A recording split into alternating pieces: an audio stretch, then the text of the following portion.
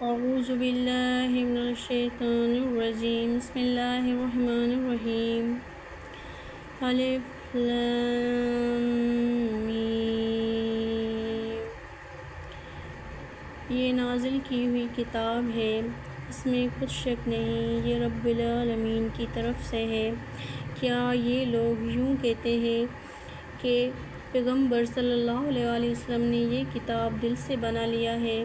بلکہ یہ سچی کتاب ہے آپ کے رب کی طرف سے، تاکہ آپ ایسے لوگوں کو ڈرائیں جن کے پاس آپ سے پہلے کوئی ڈرانے والا نہیں آیا، تاکہ وہ لوگ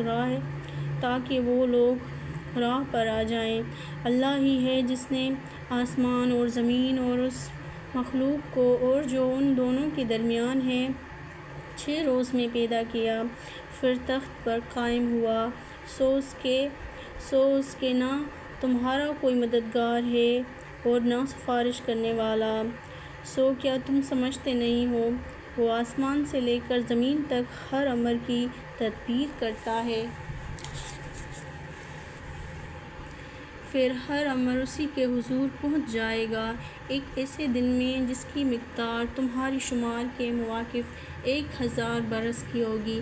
وہی ہے جاننے والا، پوشیدہ اور ظاہر چیزوں کا زبردست رحمت والا، جس نے جو چیز بنائی خوب بنائی اور انسان کی پیدائش مٹی سے شروع کی، پھر اس کی نسل کو خلاصۂ اخلاط یعنی ایک بے قدر پانی سے بنایا، پھر اس کے اوزار درست کیے اور اس میں اپنی روح پھونکی، اور تم کو کان اور آنکھیں اور دل دیے۔ تم لوگ کم شکر کرتے ہو یعنی نہیں کرتے۔ اور یہ لوگ کہتے ہیں کہ جب ہم زمین میں نیست و نابود ہوں گے تو کیا پھر ہم نئے جنم میں آئیں گے؟ بلکہ وہ لوگ اپنے رب سے ملنے کی ہی منکر ہیں۔ آپ فرما دیجئے کہ تمہاری جان موت کا فرشتہ قبض کرتا ہے جو تم پر موتین، پھر تم اپنے رب کی طرف لوٹا کر لے جاؤ گے۔ اور اگر آپ دیکھیں تو عجب حال دیکھیں، جبکہ یہ مجرم لوگ اپنے رب کے سامنے سر جھکائے ہوں گے اور عرض کریں گے کہ ہمارے پروردگار، بس ہماری آنکھیں اور کان کھول گئے، سو ہم کو پھر بھیج دیجئے، ہم نیک کام کیا کریں گے، ہم کو پورا یقین آ گیا۔ اور اگر ہم کو منظور ہوتا تو ہم ہر شخص کو اس کا راستہ عطا فرماتے۔ اور لیکن میری یہ بات محقق ہو چکی کہ میں جہنم کو جنات اور انسان دونوں سے ضرور بھروں گا۔ تو اب اس کا مزہ چکھو کہ تم اپنے اس دن کے آنے کو بھول رہے تھے، ہم نے تم کو بھلا دیا، اور اپنے اعمال کی بدولت ابدی عذاب کا مزہ چکھو۔ بس ہماری آیتوں پر تو وہ لوگ ایمان لاتے ہیں کہ جب ان کو وہ آیتیں یاد دلائی جاتی ہیں تو وہ سجدہ میں گر پڑتے ہیں اور اپنے رب کی تسبیح و تحمید کرنے لگتے ہیں، اور وہ لوگ تکبر نہیں کرتے۔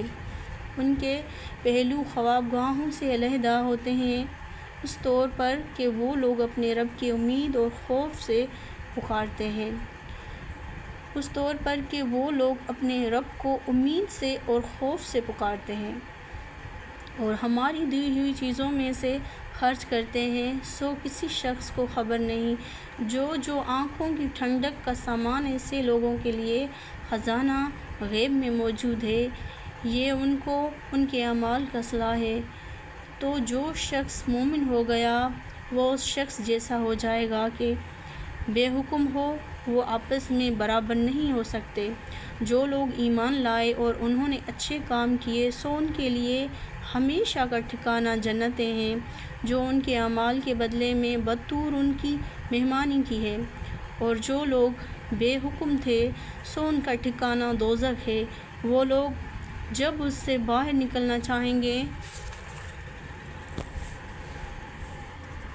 تو پھر اس میں دھکیل دیے جائیں گے، اور ان کو کہا جائے گا کہ اس دوزخ کا عذاب چکھو جس کو تم جھٹلایا کرتے تھے، اور ہم ان کو قریب کا یعنی دنیا میں آنے والا عذاب بھی اس بڑے عذاب سے پہلے چکھائیں گے تاکہ یہ لوگ باز آئیں۔ اور اس شخص سے زیادہ کون ظالم ہوگا جس کو اس کے رب کی آیتیں یاد دلائی جائیں پھر وہ ان سے اعتراض کرے۔ بے شک ہم ایسے مجرموں سے بدلہ لیں گے۔ اور ہم نے موسیٰ کو کتاب دی تھی، سو آپ اس کے ملنے میں کچھ شک نہ کیجیے، اور ہم نے اس کو بنی اسرائیل کے لیے موجب ہدایت بنایا تھا۔ اور ہم نے ان میں جب کہ انہوں نے صبر کیا بہت سے پیشوا بنا دیے تھے جو ہمارے حکم سے ہدایت کیا کرتے تھے۔ وہ لوگ صبر کیے رہے اور وہ لوگ ہماری آیتوں کا یقین رکھتے تھے۔ بے شک آپ کا رب قیامت کے روز ان سب کے درمیان فیصلہ امور میں کر دے گا جن میں یہ اہم اختلاف کرتے تھے۔ کیا ان کو یہ امر موجب رہنمائی نہیں ہوا کہ ہم ان سے پہلے کتنی امتیں ہلاک کر چکے ہیں جن کے رہنے کے مقامات میں یہ لوگ آتے جاتے ہیں، اس میں صاف نشانیاں ہیں۔ کیا یہ لوگ سنتے نہیں ہیں؟ کیا انہوں نے اس بات پر نظر نہیں کی کہ ہم خشک افتادہ زمین کی طرف پانی پہنچاتے ہیں، پھر اسی کے ذریعے سے کھیتی پیدا کرتے ہیں جس سے ان کے مواشی اور خود بھی کھاتے ہیں، تو کیا وہ دیکھتے نہیں ہیں؟ اور یہ لوگ کہتے ہیں کہ اگر تم سچے ہو تو یہ فیصلہ کب ہوگا؟ آپ فرما دیجئے کہ